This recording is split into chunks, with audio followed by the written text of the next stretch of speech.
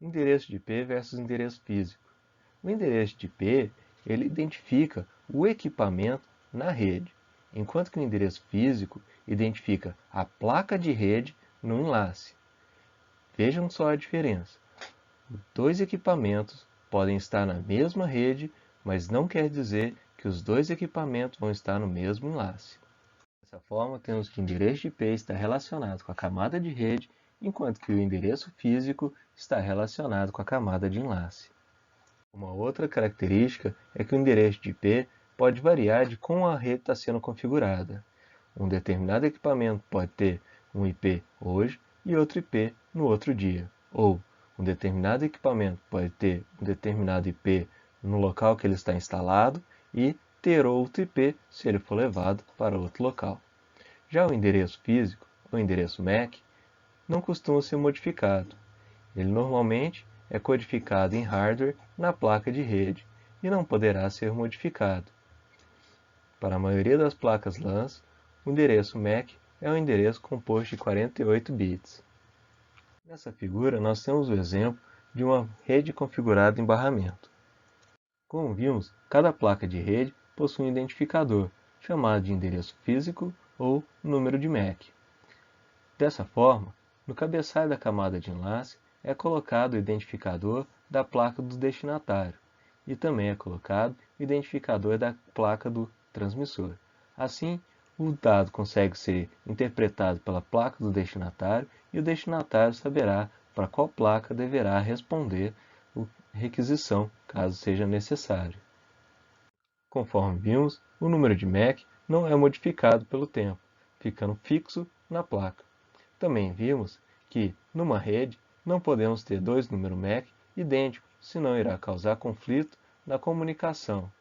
Para evitar então confusão, os números MAC são administrados globalmente pelo I3E. Cada fabricante licencia uma gama de números para poder construir as suas placas de rede. Uma analogia que podemos fazer é que o número de MAC é conforme seja o CPF da pessoa, e o IP como sendo o endereço postal. Uma pessoa pode mudar de casa, mas não pode mudar de CPF.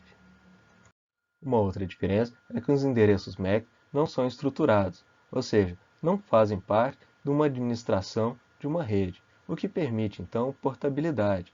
Uma máquina pode sair de uma rede e entrar em outra rede e ela vai permanecer com o mesmo número de MAC, sem causar conflito na rede. Já os endereços de IPs são hierárquicos, ou seja, depende da forma com que o administrador da rede projetou e planejou a rede. Dessa forma, os endereços de IPs não são portáteis, dependendo da rede em qual a máquina está conectada. Para redes de computadores, foi definido o endereço MAC de difusão, ou seja, o endereço de broadcast, aquele endereço que todas as máquinas devem ser capazes de capturar os dados para analisar. Ele é composto por uma sequência de 48 bits iguais a 1, ou FFFFFFFFF. Em redes de computadores é utilizado o protocolo ARP, ou Address Resolution Protocol. É um protocolo que vai fazer então a relação do número de IP com o número de MAC. Para a utilização do protocolo ARP, teremos então que as placas de redes terão uma memória especial que iremos chamar de tabela ARP. Essa tabela ARP nada mais é do que um mecanismo para fazer o mapeamento entre o número de IP e o número de MAC dos elementos que estão conectados no mesmo barramento. De forma a não sobrecarregar as placas de rede, obrigando elas a ter uma memória grande para acomodar uma tabela ARP grande, é utilizado Time to Live. Nada mais é do que um indicador de quanto tempo essa anotação na tabela ARP deve permanecer. Normalmente, é utilizado um valor típico de 20 minutos. Excedido o valor do TTL, ou Time to Live, é retirada da tabela ARP a identificação do endereço de IP com o endereço MAC. Isso permite renovar a tabela ARP caso um equipamento tenha renovado seu IP ou até mesmo tenha saído da rede. Nessa figura, nós temos o exemplo de uma tabela ARP de um determinado host. Podemos verificar que nós temos ali a relação de endereço de IP, endereço de MAC e um timer que diz quanto tempo essa informação ficará armazenada nessa tabela. Como sabemos, estamos interessados em transmitir dados de uma máquina a outra máquina, e não de uma placa de rede para outra placa de rede. Dessa forma, o protocolo ARP tem um mecanismo de identificar qual que é o equipamento que possui um determinado IP na rede. Esta figura apresenta como o protocolo ARP trabalha para identificar o IP e relacionar ele com o número de MAC para construir a tabela ARP. Neste exemplo, nós temos que o nó A precisa comunicar com um determinado IP e ele não sabe qual que é a placa de rede ou endereço físico para qual ele tem que encaminhar. O que o nó A faz é enviar um pacote do tipo request que vai perguntar para todas as placas de rede quem é que possui o endereço de IP que ele deseja comunicar. Durante o request, o nó A encaminha essa mensagem utilizando o endereço de broadcast da camada física. Dessa forma, todas as placas serão capazes de responder ao nó A. Na parte de cima, podemos verificar que todos os equipamentos receberam a mensagem request uma vez que foi transmitido via broadcast. Na parte de baixo, podemos verificar que apenas o nó B respondeu ao nó A, uma vez que somente o nó B consegue acessar o IP requisitado pelo nó A. Vejam que aqui nós dissemos nó A, nó B, outros nós do barramento, e não dissemos computador, ou equipamento, ou host, ou sistema final. Isso porque, quando o nó B respondeu à requisição do nó A, não necessariamente quer dizer que o nó B possui o IP solicitado pelo nó A. Isso porque o nó B pode ser um roteador que consiga alcançar outro nó que possui o IP ou outro nó que consegue alcançar o IP desejado. Aqui podemos ver um resumo do protocolo ARP. Supondo que o nó A deseja enviar um pacote para o endereço de IP XYZ localizado na mesma rede.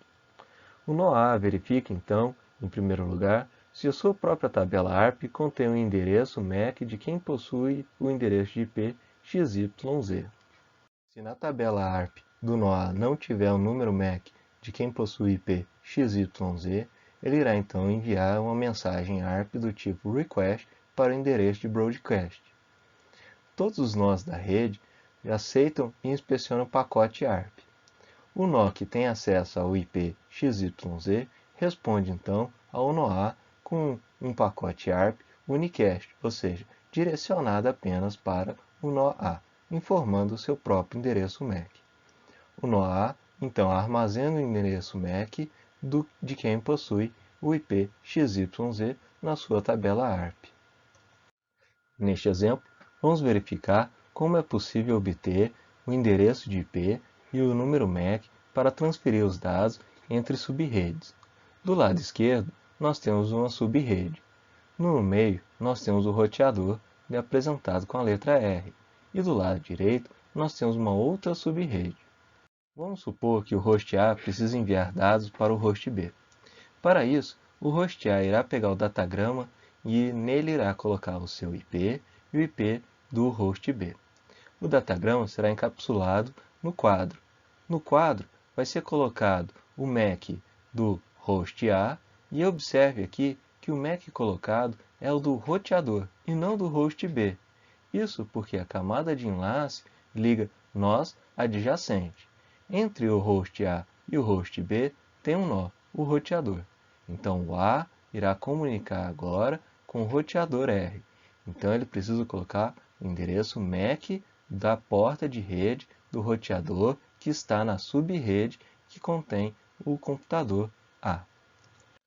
O roteador irá então interpretar o endereço de IP de destino analisando o protocolo da camada de rede. Feito isso, ele irá criar então novamente o quadro. No quadro ele irá colocar o datagrama, assim como o host A fez, e no cabeçalho do datagrama ele irá colocar o endereço MAC do host B. Entretanto, não irá colocar o endereço MAC do host A, mas sim o seu próprio endereço MAC da sua interface de rede que está ligada na subrede que contém o host B. Após fazer esse encapsulamento, o roteador então encaminha esses dados para o enlace que contém o host B. O host B irá então capturar o quadro, uma vez que ele irá identificar o número MAC no cabeçalho do quadro e será igual ao número MAC da sua placa de rede. Feito isso, o host B então irá processar os dados contidos dentro do quadro nas camadas superiores.